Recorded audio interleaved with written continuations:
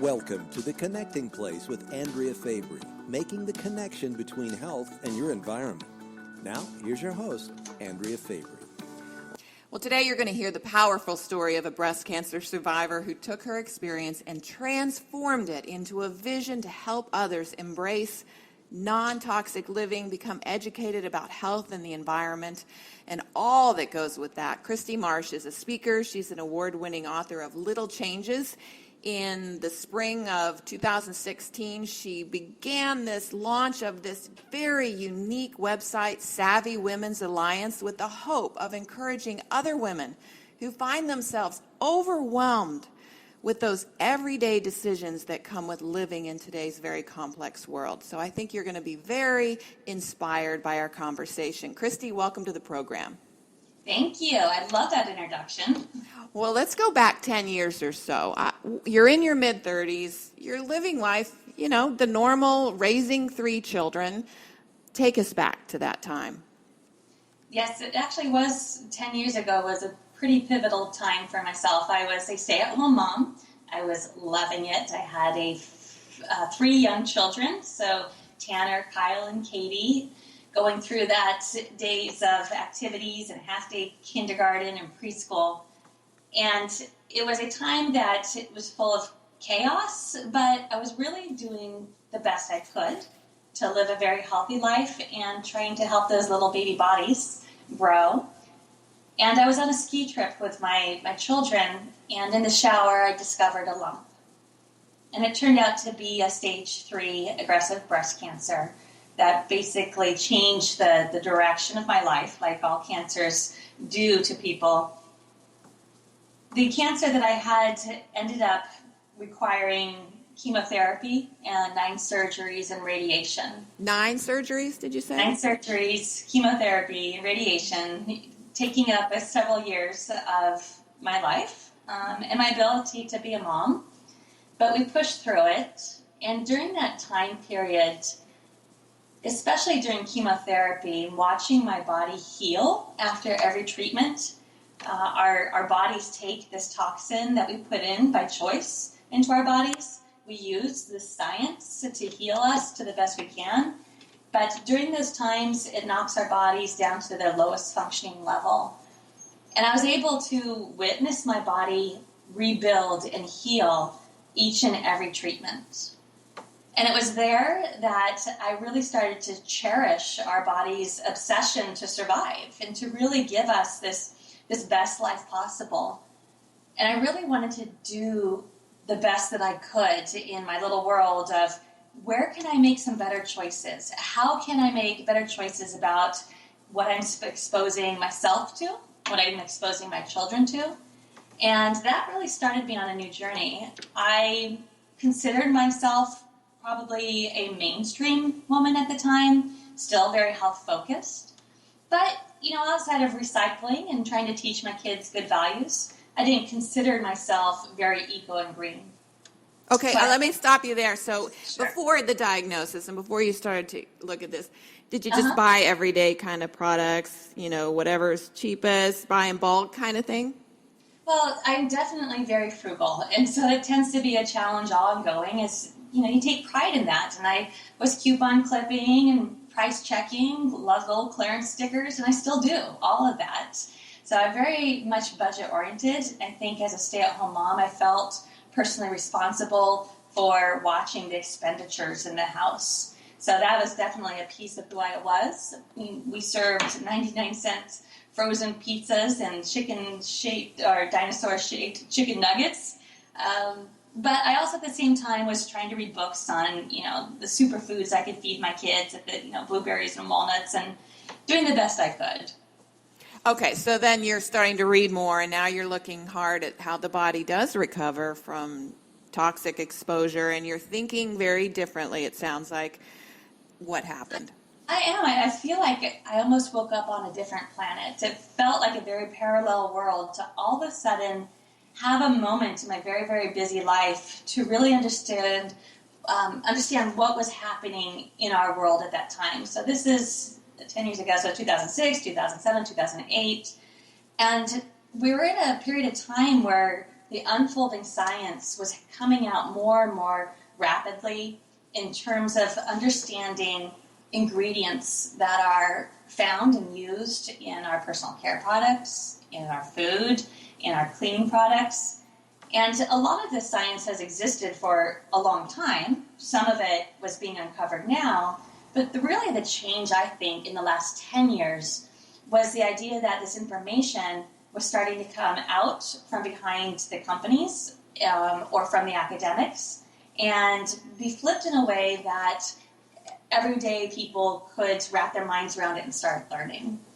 So for me, it was a couple of key books that started my journey, and I just became super passionate about if this exists, if we can start making little changes, if we can choose wiser with the products we bring into our home as a way to focus on our health and our bodies, I became very concerned that I knew my circles of friends didn't know this information, just like I hadn't.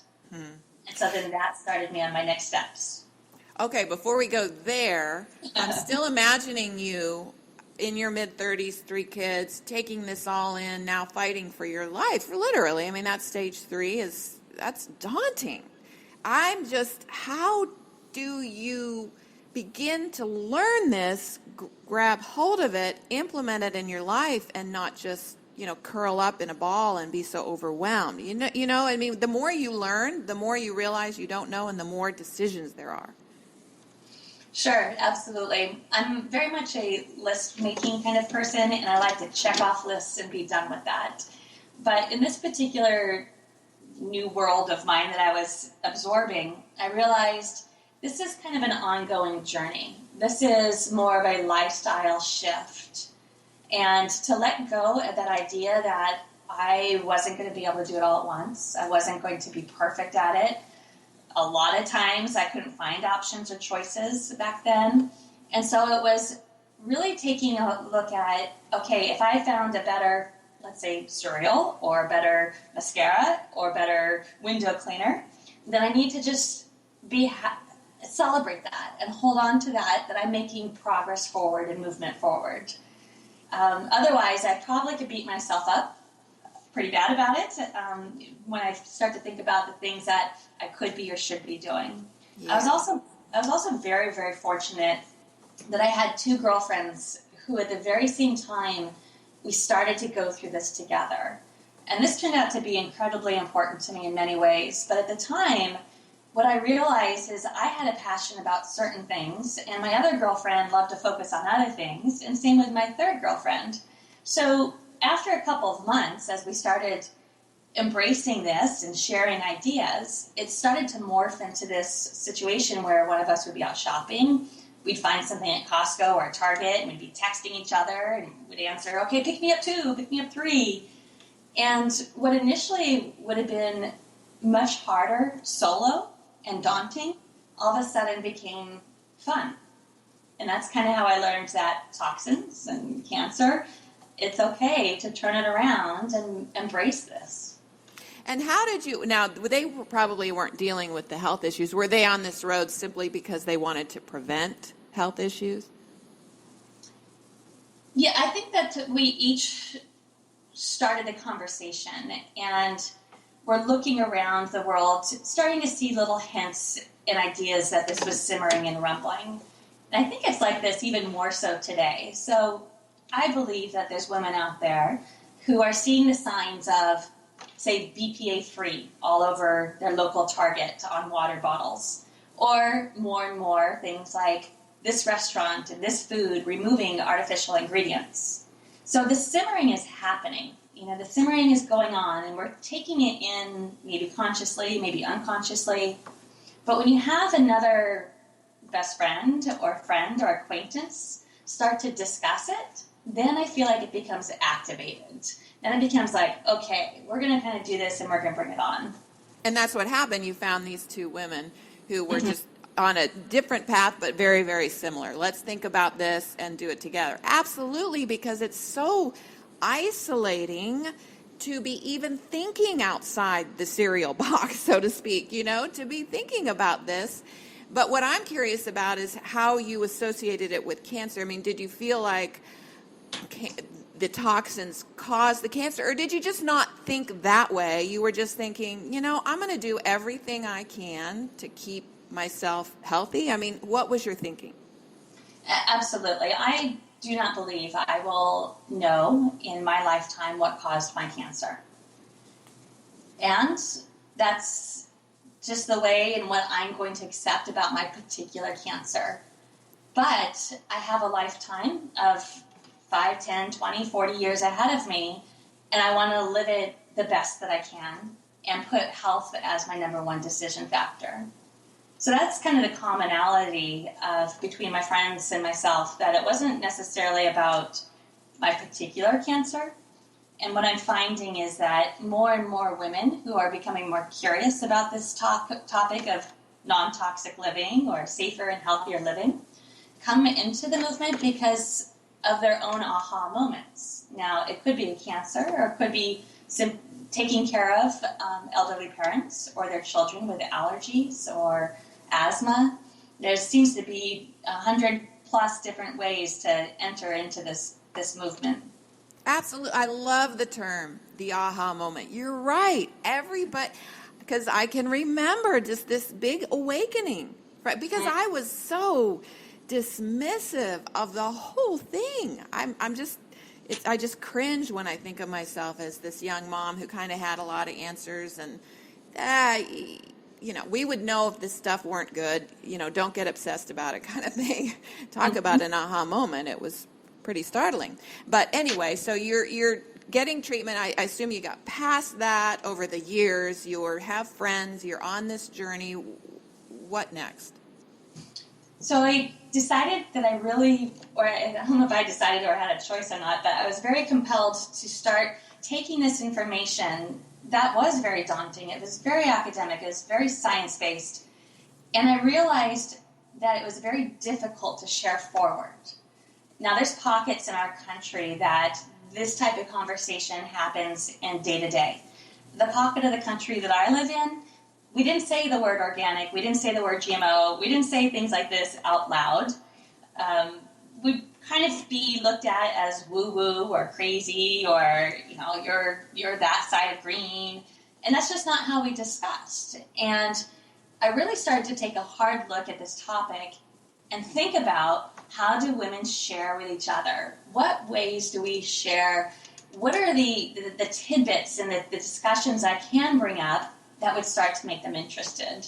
So I started to focus on things like, how do you make these choices in a budget-friendly way? How can you make these choices that are fun? And focus on that. And I started to speak to groups in my community, reaching out to moms clubs and local businesses, kind of toting a little cart behind me and a big screen. And I went out and I hit the community. And within 6 months, I was speaking to hospitals in Boston, flying across the country to universities. And for several years after that, speaking became my main venue, my main way of being able to share this forward. And it was a very exciting time. I absolutely loved it. But the information was growing and growing. And at that point, I decided the best way to share this forward would be to put my story and what I've learned into a book. And that's when I wrote Little Changes. And it didn't stop there. And I assume you just kept speaking. Then you had a book to present to groups. So you're speaking, and then you became an author, and just had this desire to see other women take hold of, I can do this. This is, it's doable. Let's make this doable. So I can feel that passion growing in you. Mm-hmm. How did Savvy Women's Alliance come to be? Once I had Little Changes, then I could go to a venue or a conference, a women's event, and I could speak and share and get excited with the audience. But then they had something to hold on to and continue their journey. So then they had something to continue it with, which made me very happy. But one of the best lessons that I learned about presenting to groups was, it wasn't what I said during that 40 or 50 minutes. It was what happened in the immediate 15 minutes after. And often what would happen is we would start to do some Q&A, some questions. And maybe a lady over on the right side of the audience would raise her hand and ask a question about a cleaning product. And someone else in the audience would actually answer it, saying, oh, well, I know my grandmother used to use baking soda for that. And then also another person would answer it. And I'd start to stand back and witness women starting to connect with each other. And that, to me, was the most powerful thing, because I could leave that town, I could leave that city, and knowing that women, a group of 5 or 8 or 15, were planning on meeting together in a month or so and starting to share this and build forward. So once I started to witness that, I realized that my place and my impact wasn't done, that there was so much more work to be done. And that's where we came up with the vision of the Savvy Women's Alliance, that we were going to provide the structure and the nurturing and the excitement and the tools so that women across the country could grab 5 friends or more and set up 5 dates in a year so that they could start coming together and activate and start learning together. Oh, see, that is so key and so unique about Savvy Women's Alliance in my mind, is getting face-to-face contact. Because even being online and learning all of this is isolated. Which brings me to a different question here along that line, women aligning with women. Take us back to the early years for you in terms of your spouse and your kids.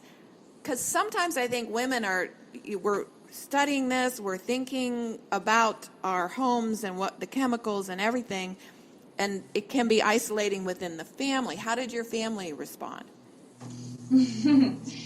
That's a good question. So I have a supportive husband in knowing that he knows that I'm passionate and that I'm going to continue on these different paths. And it wasn't easy for him, I do not think, because he's a very traditional man. He's a man of habit. He's a man of his original brands he was raised on. But once I started changing out food in the house, now my kids at the time were early elementary grade school ages by the time I started to get into this a little bit deeper. So they weren't born into this. For them, they had to go through a change as well. So that was a little difficult. But once I started to head down the road of food, it was much easier for the family to start to embrace, because you start moving and graduating closer and closer to fresh foods and farm stands and seasonal food. And as you gravitate towards that and get off processed foods, then the food actually, I basically became a better cook without even trying. So food became, mealtime became better, my cooking became better, flavors were better. And then for the children, I tried to bring them into it as much as I could. So we joined a CSA, a community-supported agriculture farm, where my kids could go and help pick out the food. They could help volunteer. And having them, well, I think it's kind of like reading, where, reading with little children becomes a love because it's nurturing and it's time together. So now my kids are associating time together and adventure with food. And I think that was how we started. And then products soon after that, cleaning products, how fast did you move through all this? Personal care products was a little bit easier on my influence with my children. So now as my boys became teens and men, as I have an 18-year-old now, my hope and what I believe is that they have been branded. Just like when we grew up, we were branded on certain labels. So I believe for personal care products, that has been pretty successful with my boys. My daughter is just now entering the world of cosmetics, and so we have a lot of discussions, and it's not easy out there because there's a whole industry vying for her attention. My husband, it hasn't been that easy. He works for a major retailer, and it's very easy for him to come home with things. But I also have to accept that my biggest impact and my biggest place that I make change is in a different area, and that's for the women who are curious or just learning or want to learn how to make an impact. So what advice would you have to a woman listening today whose interest is clearly sparked by this conversation, maybe there has been a health issue or something with her kids, the allergies, like you say, there's just so many food allergies, there's so many issues that we're facing, and we have to think outside the conventional medical approach, and yet this daunting feeling, I don't even know where to start. What advice do you have for her? That's a good question. It's something that I've been fascinated by over the last 10 years. And what we hope to do at Savvy, at the Savvy Women's Alliance, is offer a variety of different tools that match people's passions. So, for example, we have a free tool that's called 20 Budget-Friendly Tips. And I had this designed and created specifically for someone who was of the mindset of, okay, Kristi, just tell me what to do. Just give me some ideas. I don't want to have to dig in. And they're very visual and they're very upbeat, and that's a great tool to start with. There's other people who that think more along the lines of, well, wait a second. Show me the science. Show me the background on this chemical. What are you talking about? And I love this. I love this about how everyone approaches things in a different way.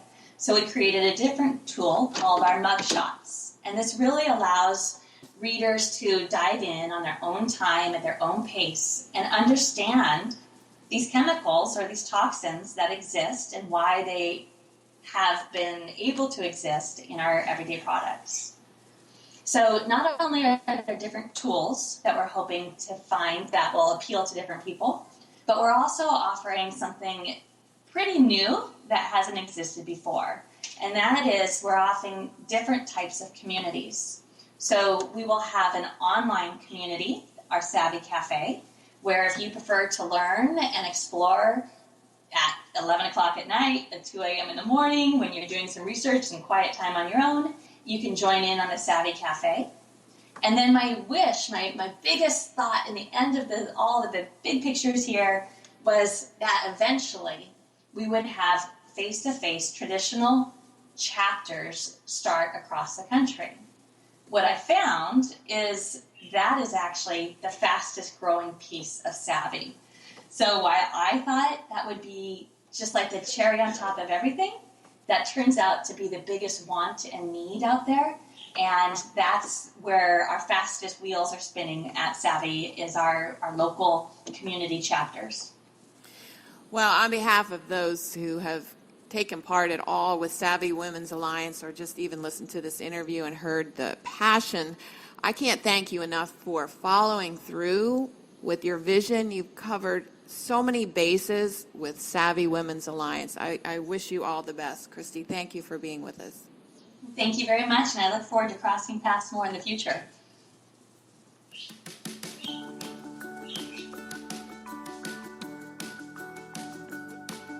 You've been listening to The Connecting Place, making the connection between health and your environment. Join us again next time for The Connecting Place with Andrea Faber.